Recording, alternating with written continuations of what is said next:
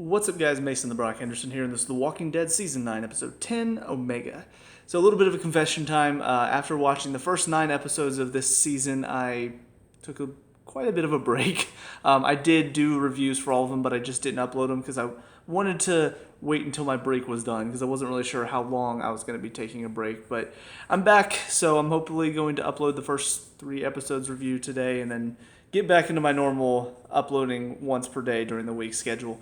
But since it has been so long, my mind is a little foggy about stuff that came before. Like, I think I have the general gist of it. I went back and watched my reviews for this season to see what my thoughts were, kind of get back into the feel of it. And I think I have a pretty good idea of what was happening and where we are and all of that. But for this episode, pretty interesting to learn a little bit more about the Whisperers, kind of seems like how maybe it started, possibly. I don't really know. We just learned at least about the leader and then, of course, her daughter, Lydia, here.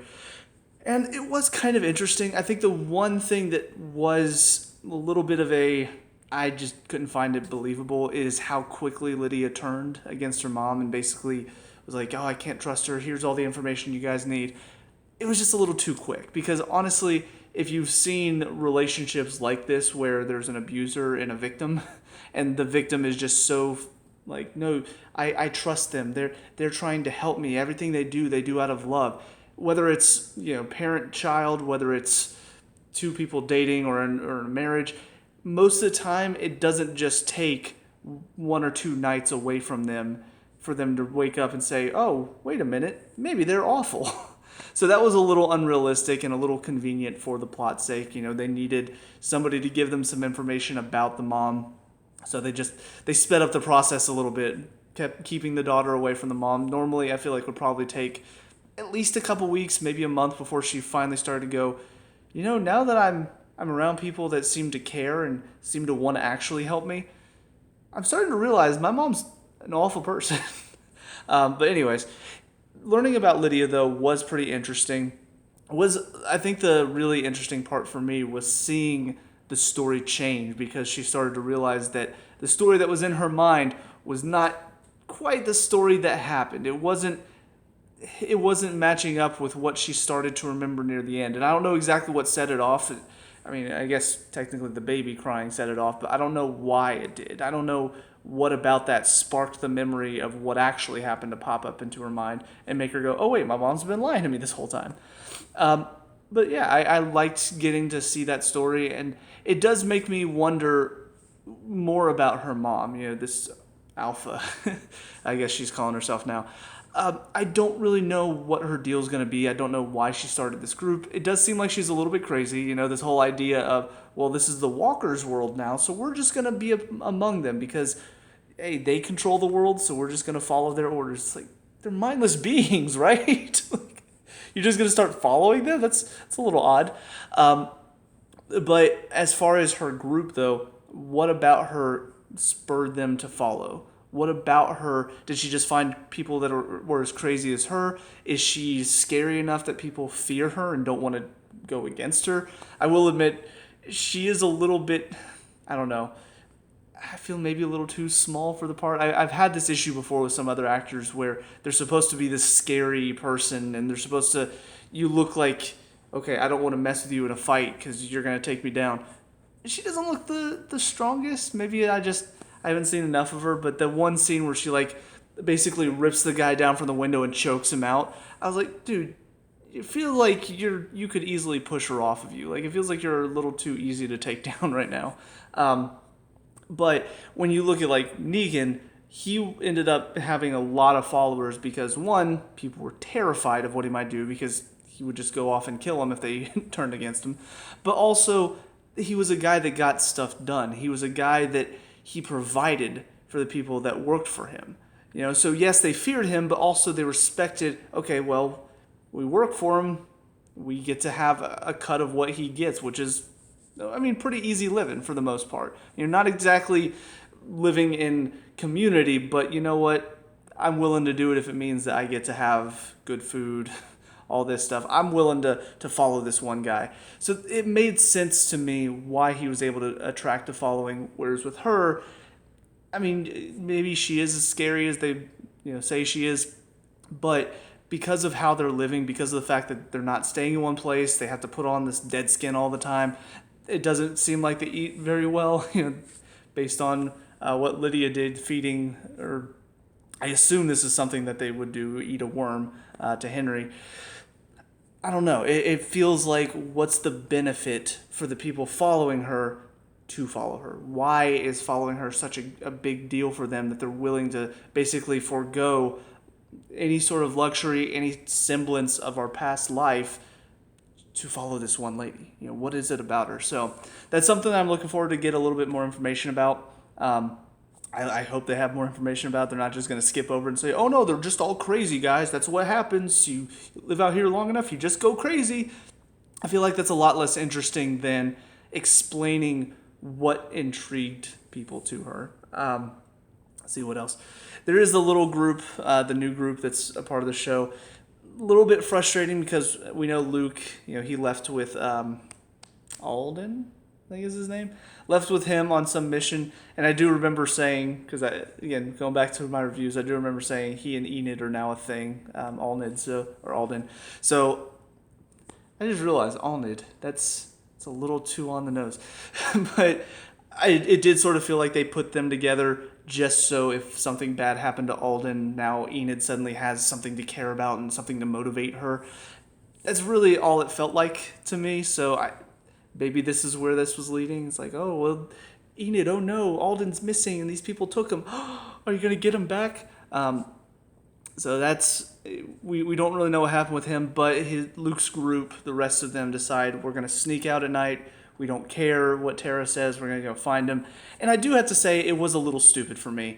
Like, I get the feeling of, I don't remember what her name is, but the one girl that is the sister for the deaf girl.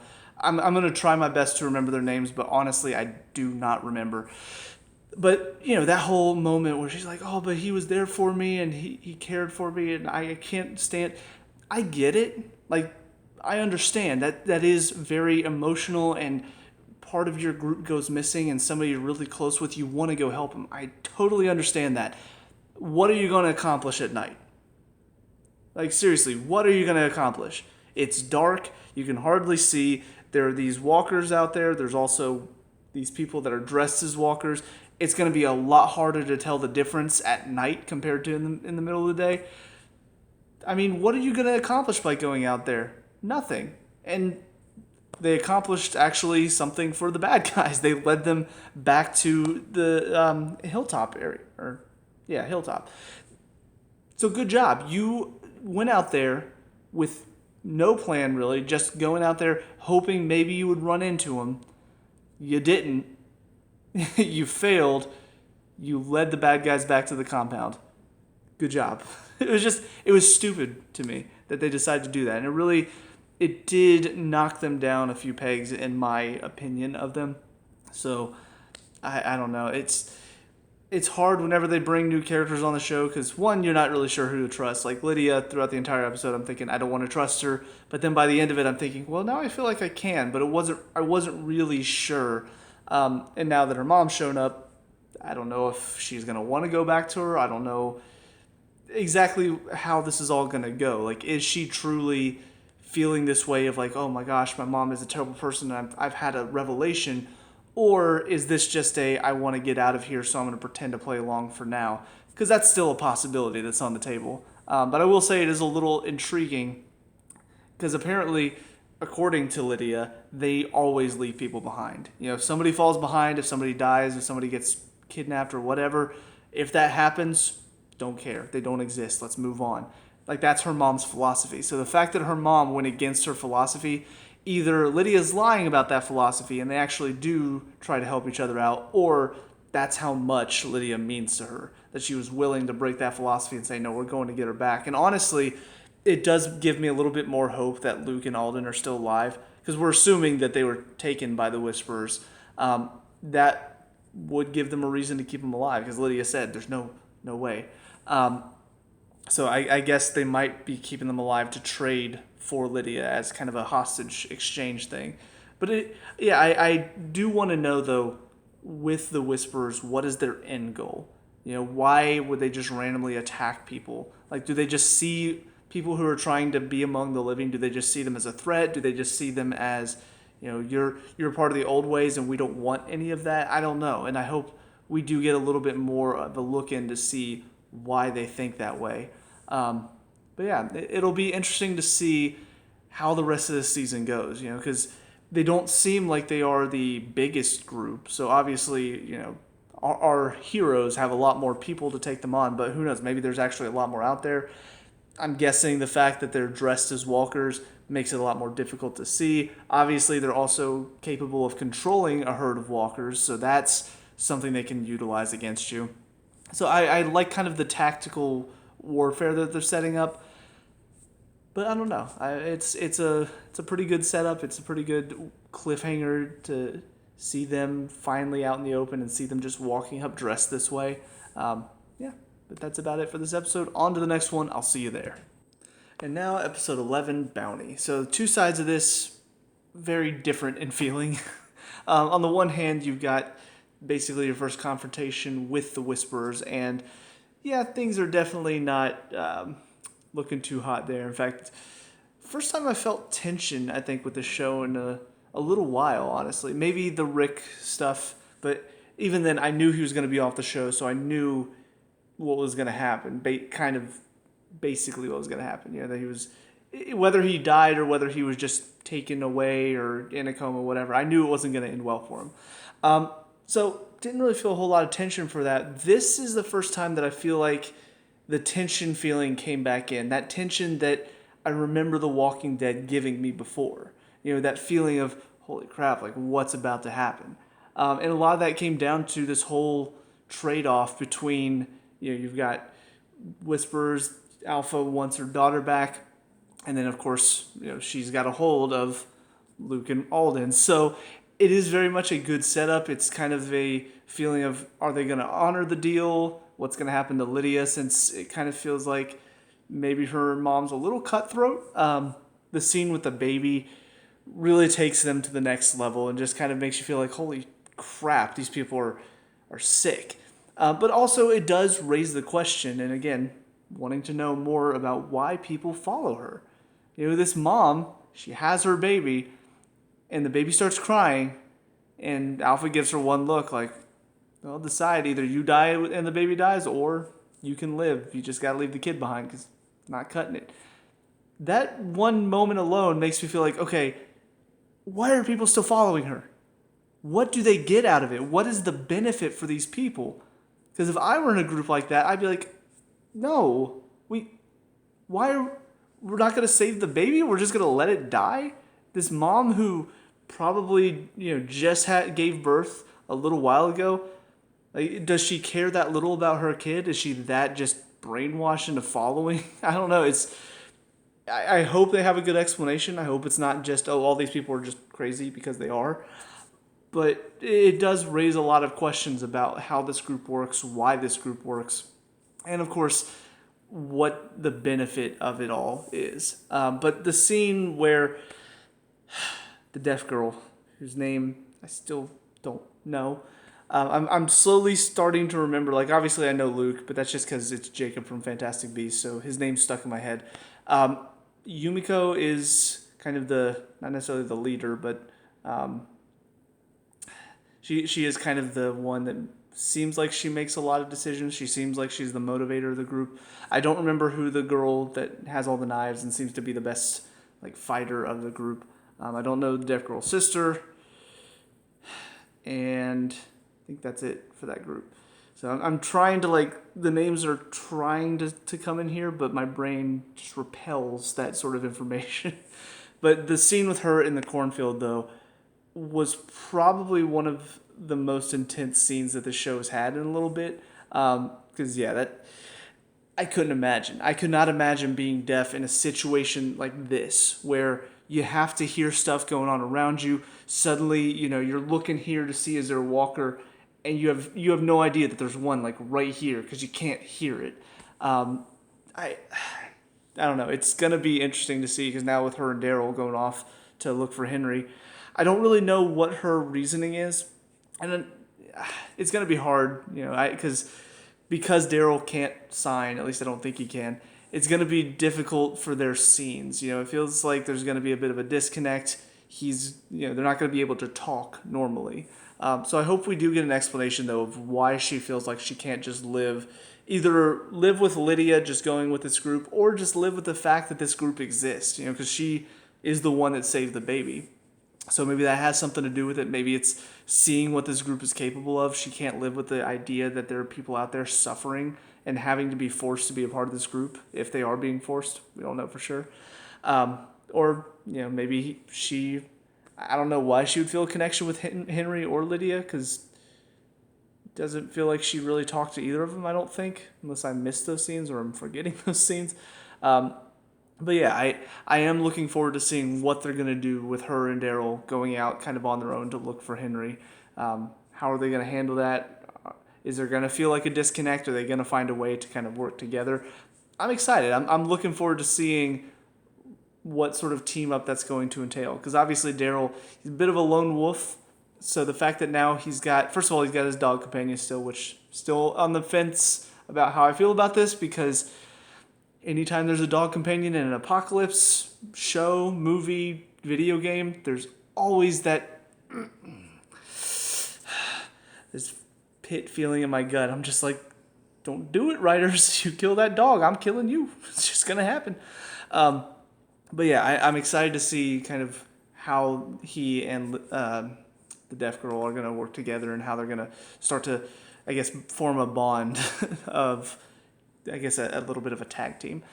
As far as everything else is concerned, though, it's a lot of fun, with Ezekiel, Jerry, and Carol going to this movie theater, going to get this bulb for, I guess, a movie set up in the kingdom so that kids get to watch movies.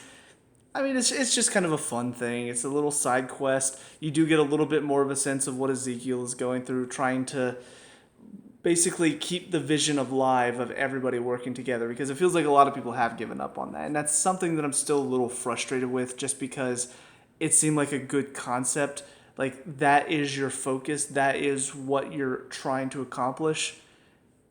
And somebody's trying to disrupt that. Somebody's trying to step in, maybe sabotage it. It feels like that's what this season started to do with that idea. And then once Rick died, instead of, I guess, going all the way and reaching to the point where, now we've really figured out how to work together, but there's a new group that's coming in to try to take what we have. Instead of doing something along those lines, they just said, you know what, Rick died. Now without him to lead, nobody's going to want to do that plan anymore. So we're back to everybody's living separate.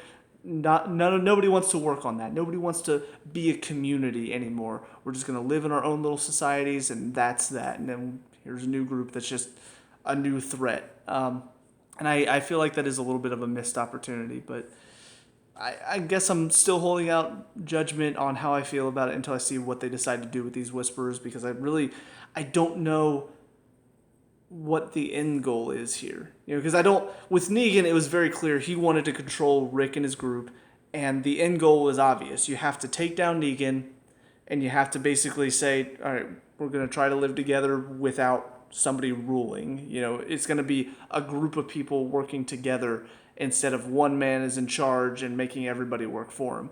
That was a very obvious way to go. Here, it feels like that idea of everybody working together is kind of put to bed. Nobody really wants to do it anymore because there's a lack of trust. And then all of a sudden there's people that just sort of dress up as walkers and follow the herds, and I don't know, live as the walkers do, and that's just kind of it.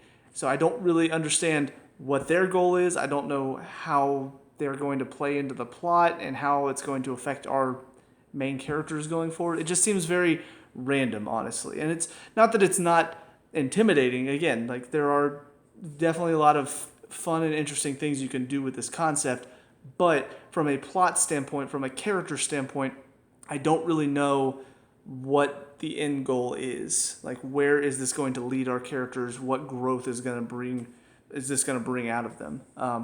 So yeah, still just waiting to see where this goes, and I guess we'll see at the end of it how I'm feeling about it. But that's it for this episode. On to the last of these three. I'll see you there. And now, episode 12, Guardians. I apologize because I can feel myself starting to get really tired, because my body's still adjusting to daylight savings time. So, anyways, but overall, it was okay. The one story though that I don't get. I don't get why it's here. I don't understand it. It's really kind of, anytime a scene of it comes on, I'm just sitting here going, can we get to the next scene, please? The Rosita story. Why is it here? What's the point of all of it? She and Father Gabriel suddenly become an item. Don't know why, I don't see it, I don't understand it, but for whatever reason they are. Then she finds out she's pregnant with Sadiq's kid. Don't know why, don't understand it, but she is. And also, Eugene is infatuated with her and just blatantly trying to be there because of the possibility that maybe she'll see him the same way. Don't know why. I actually do understand Eugene's point of view. She's attractive. But I don't get the story. I don't get why we need any of this. Like, what's the point?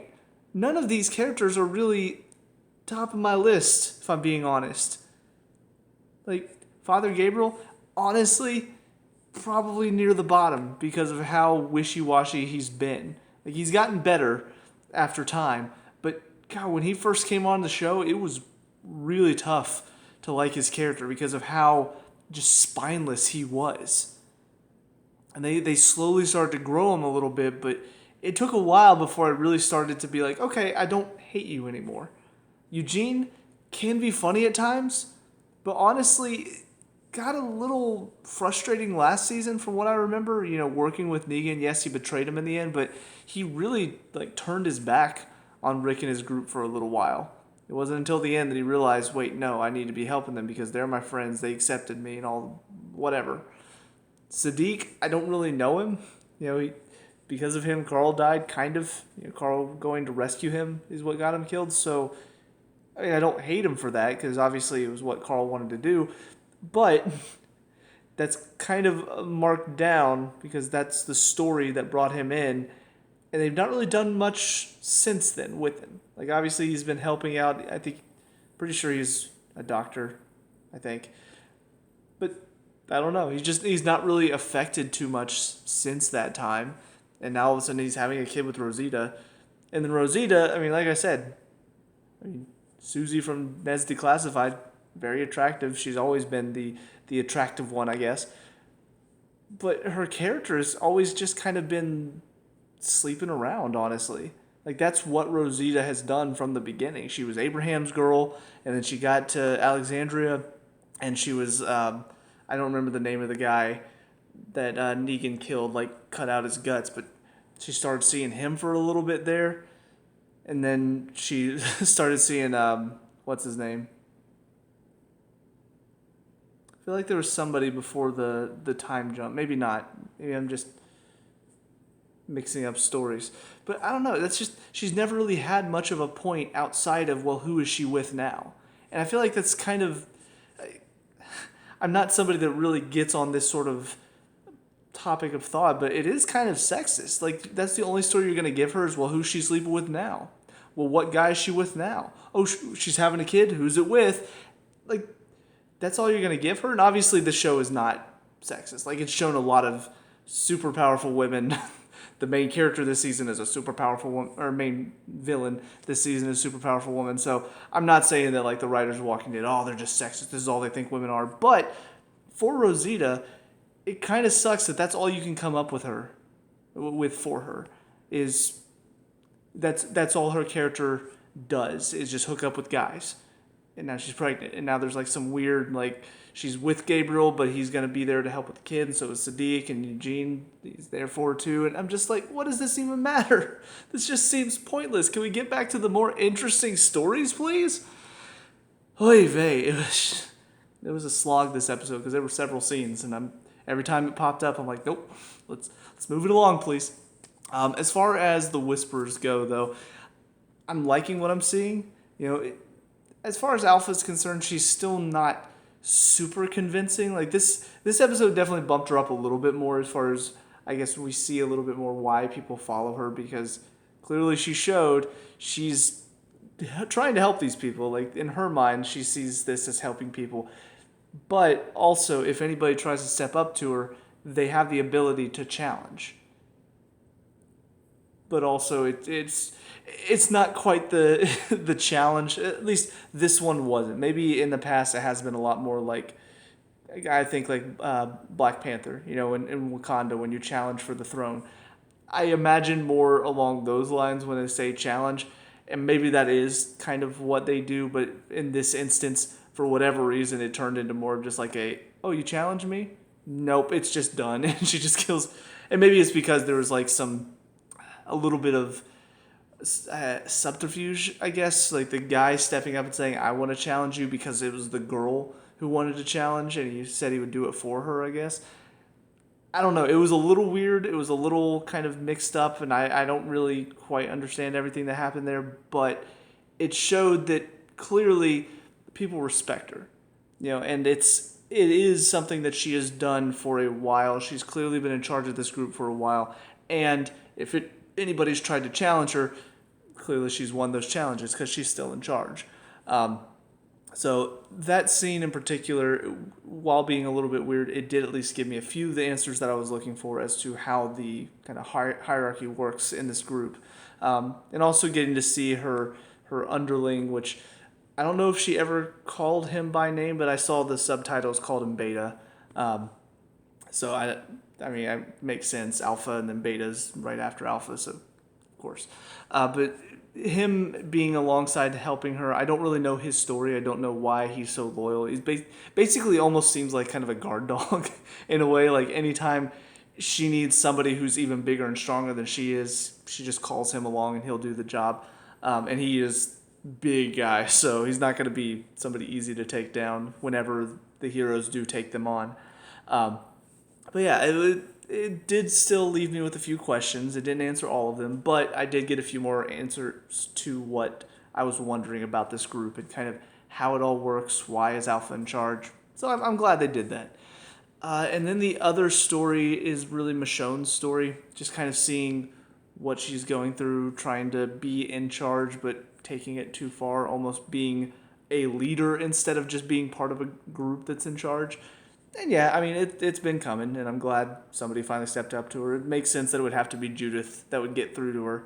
And I did like, I don't know, the scene with Judith was nice, but something about how it ended, I was like, that was pretty realistic. Like, because Judith kind of just tells her how it is, and her response is, go to your room. She's like, why? It's like, I need a minute. It wasn't like a, go to your room, you're grounded. It was a, go to your room. I need to think for a second. Like, I'm being told what to do by this kid who, she's making good points. I mean, little kid seems smarter than me right now. I need to take a step back for a second, just think about some stuff. And of course, in the end, she decides to do the whole fair thing with the kingdom. But it is going to be interesting because they don't really know everything that's going on right now. They don't know what's going on with Hilltop. They don't know what happened there. Honestly, Kingdom and Hilltop don't really know that Alexandria knows about it. None of them, I think, know about... Honestly, do they know about Jesus? I know Carol and Ezekiel don't from the last episode, but I'm pretty sure the Hilltop does, because he was the leader at Hilltop, or I guess de facto leader, or whatever the terminology is for that. But yeah, I don't remember, because he was going out to see Aaron and kind of exchange information and stuff. So I can't remember if there was anybody from... Yeah, there was, because I'm pretty sure the one group of new people was there, if I'm not mistaken. Which I think I've almost got their names down. I think Magna is the one with the knives. Yumiko is kind of the leader of the group. No, I had it. And it's gone now. The deaf girl. We did see her and Daryl tracking down, which, they're not quite clicking yet. She did tell him in this episode, hey, I need to see your mouth so I can see what you're saying. Dang it. I want to say it starts with a C, like Camille or something like that, but I feel like that's wrong. And I think Kelly was her sister. Just when I thought, I was like, I know Yumiko, Magna, I'm like, it popped back into my head, I'm like, that's it. And then I was like, what are the other two? So I'll get them eventually, hopefully before they die. But anyways, that's it for these 3 episodes. So let me know what you guys think down in the comment section below. What were your thoughts on these 3? Let me know. We can talk about, discuss, all that good stuff. Leave a like and subscribe for future Walking Dead reviews, and I'll see you guys in the next one. Peace out.